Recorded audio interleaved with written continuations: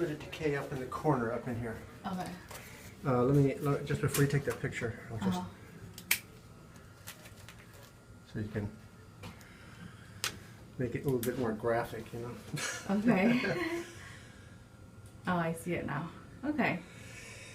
And it's probably from condensation, Yeah. that type of thing. It's been going on for a long time. But no leaks under the sinks. Toilets are tight, so looking pretty good upstairs. That was the only real thing I could see. Okay. The rest of it's outside. What do you think this is? Right here. Oh, John was telling me that was a window up there at one time, Yeah. and they you know, they closed it off. But what is this? That I don't know. Oh. Maybe the window was leaking and it caused some plaster damage. Could be. Uh-huh. But I think it needs to be sanded down, or you know, you can retexture that.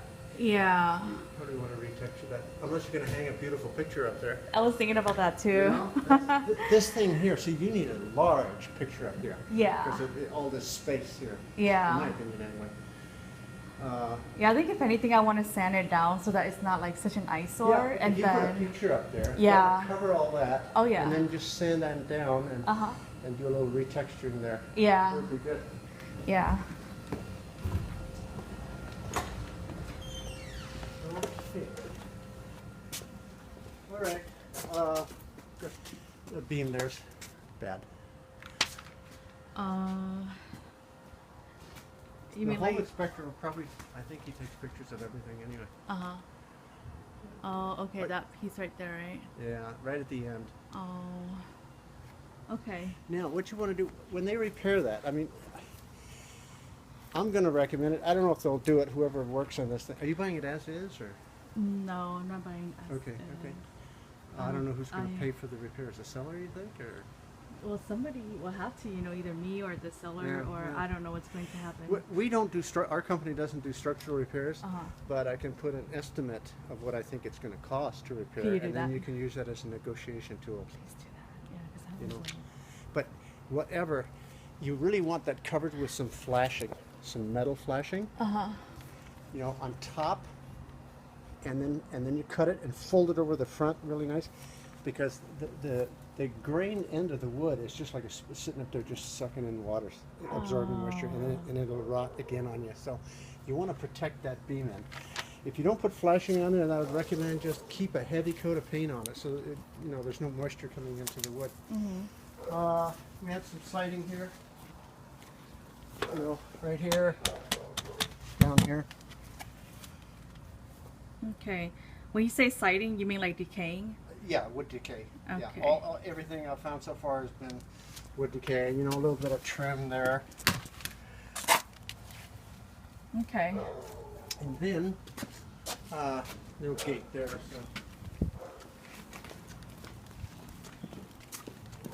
Some of the stuff is up on the second story, so you're not going to be able to take any pictures of it because you can't see it from here. Okay. But I've got it pretty well identified on my diagram. Okay. So we have the exterior siding and trim, front porch beam, roof sheathing. Let's see.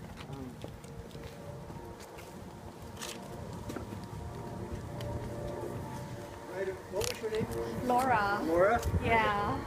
Right up here, Laura, there's some dry rot there. Okay. In the roof fascia and roof sheathing there. Okay. And then also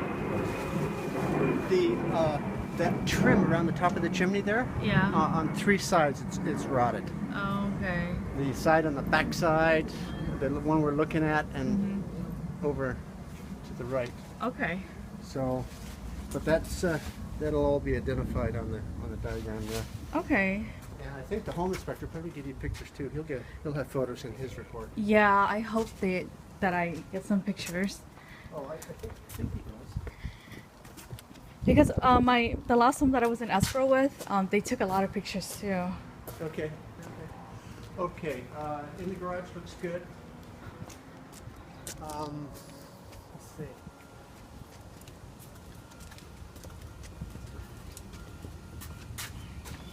The door has seen its last. The door and the door jambs has got rot down here, Okay. Laura, down here and over here. Okay. Okay, so when you say see its last, what do you mean? When what now? When you say that the door is at its last? It's breathed its last. Oh, like the It's end of not- life? It's end of its life. Okay. So I'm going to recommend replacing the door and the door jambs. Okay. Okay. All right. And I don't know, like, could you give me an estimate on all the things that you Oh, yeah, I'll give you an itemized estimate. Okay. A guesstimate. Yeah. But I've done all these repairs myself at one time or another in my life, so. Oh, so you can do it too, right? Yeah, I don't have time to do any repairs anymore, but I got a pretty good idea of what's involved. Okay. And, the time and materials. Another spot back here.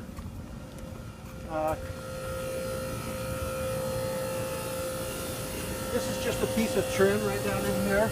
Yeah. Yep. Rotted also. Okay. And then we got this area up here. Right up in that Oh, corner what there. is that stuff? Are those mold? No, it's not mold. It's moss and, Moss? and dry rot. Oh, moss and dry rot? Yeah. Okay. And then a lot of, like you can see the site up there in the corner, Uh-huh. up in the chimney there. So. Okay. So what's going on in that chimney up there? It's dry rot. Dry rot? Okay. Yeah. It's been up there for, I'll bet you this house was built 71? 85. 85? Yeah. Oh, really? Okay. Uh-huh. Well, it's been up there 32 years. Oh, so it's You bound know, to happen. Yeah. The joints, when the joints separate, you got corners, and when the wood dries out, Uh-huh. and then it opens up a little bit, and the moisture gets in there, and then it rots. Yeah. Okay. Oh, you want to get rid of that too. Huh. Yeah, this would be a good thing to get rid of. It's not on my Okay. termite report because it's not part of the building, but How much will it cost to get rid of this? well, you know what? It is so decayed. It wouldn't take much because a lot of this can be done. I mean, I could rip this out with my, Oh, most of it, the termites and beetles and whatever else is in there has gotten rid of it. But it's a source of carpenter ant infestation, source of subterranean termites. So it's just something you really won't think about getting rid of it. oh, But because like it attracts termites and stuff like it's that. so decayed. I don't think it's going to take a lot to get rid of it. But if it was me, I'd probably get a chainsaw and I'd start cutting Okay. around in here and break it up in small pieces. But yeah, any kind of decaying wood like that, tree stumps and stuff, is always a good source for carpenter ants. Carpenter ants? Yeah, and you don't want carpenter ants. Oh. But that's what they breed in dead and decaying wood. Oh my god. So Okay. you've got quite a thing going on in here, huh? Wow. It's not part of our inspection, but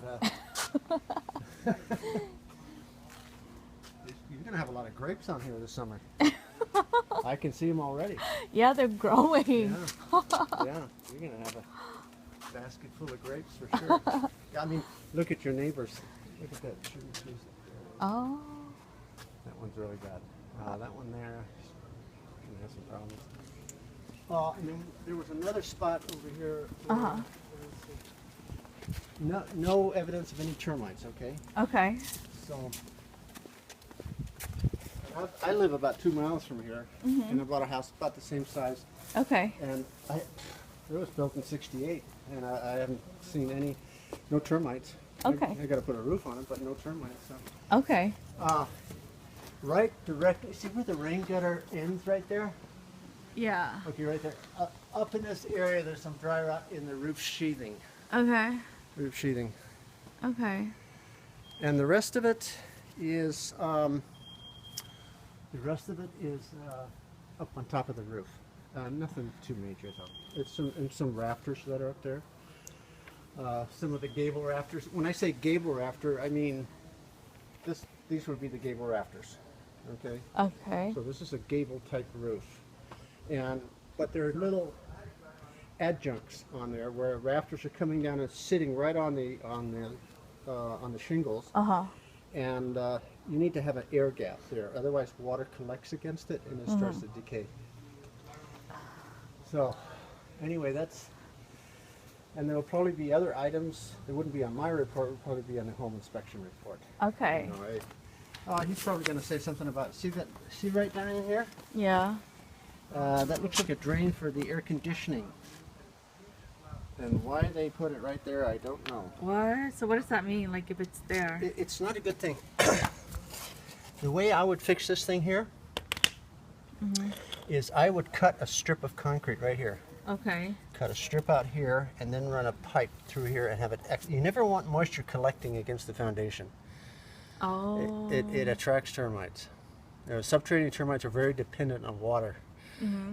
They're thirsty little insects. So. Oh my God! How much would that cost? Oh, that's not a big deal. You get a concrete saw and you just cut it right here. Cut it right here. Break this out, nice and clean, and then you run a pipe to the outside here, and then you can refill it with cement.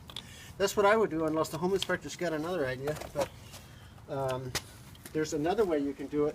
Is you could have it exit through the wall. But I would prefer to just run it out away from the building.